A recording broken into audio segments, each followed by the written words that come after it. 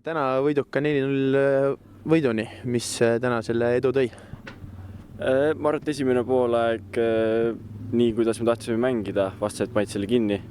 Ja tuli hakata pikka palli mängima.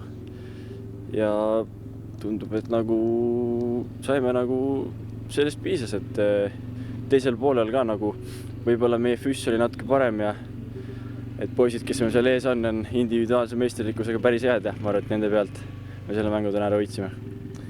Kas ootasite natukene teistsugust mängu Alliansilt või kuidagi, et raskem oleks? Me pigem ootasime seda, et ei tule nii raske mäng, aga üllatasid meid et ei osanud oodatagi, et nad panevad meil siit ülevalt kinni, et me ei saa üldse alustada ja oligi ainuke variant pikk pall, et väga südikas vastane. Praegult, kui mul nüüd mälu ei pätta, jõudsite 4. kohale, kas see võiks ka hooaja lõpus olla niisugune rahuldav positsioon? Eelmine hooaeg. Praegune hooaeg? Muidugi tahame paremini. Ma arvan, et see hooaeg top 3 kindlasti.